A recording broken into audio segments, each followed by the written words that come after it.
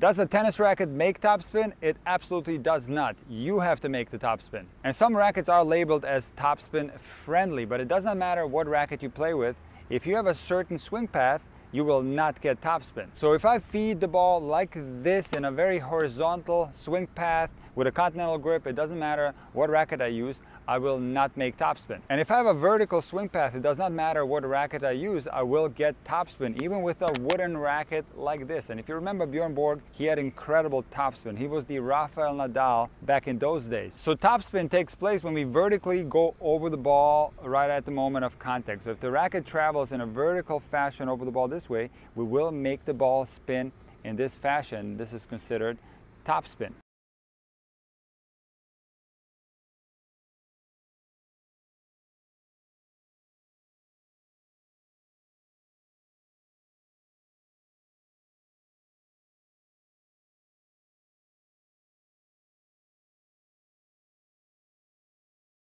And there's actually a few things on the racket that make topspin easier. Obviously, the larger the racket head, the easier it is to make topspin because we have a larger sweet spot. See, on a wooden racket, if you hit the ball a little bit off center, you lose power drastically. So with a larger racket head, this sweet spot increases and you don't have to make contact with the ball dead center. And what happens with a lot of players who utilize a tremendous amount of topspin on the forehand, they will often make contact below the center of the string bed. And if you want to know how exactly this takes place, I made a separate video on this topic. Now if we take a look at how the racket technology has changed, this is correlated to the way the players play. So everybody is using more topspin at the high level. And of course the rackets are going to be more head light. If you try to find a head heavy racket, you're going to have a hard time. So most of the rackets are head light. And why are they head light? Because it makes topspin a lot easier. When there's less weight in the head, it's a lot easier to make that vertical swing path. And the racket that's suited the most for topspin is the Pure Aero from Babolat, the racket of choice for Rafael Nadal.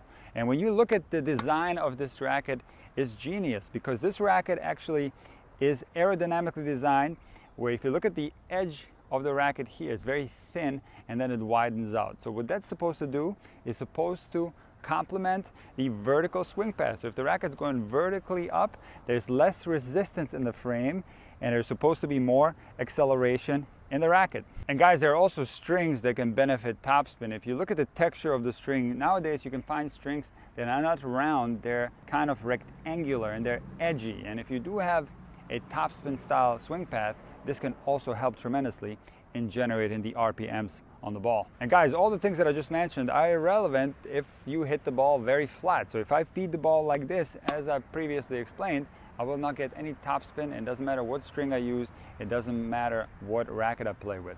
Personally, I have more of a flat trajectory of the ball. So I do get topspin, but not as much as some of the elite ATP players. So if you look at my racket tip actually comes forward. It comes through the ball this way. This is something that you will see often on the WTA Tour.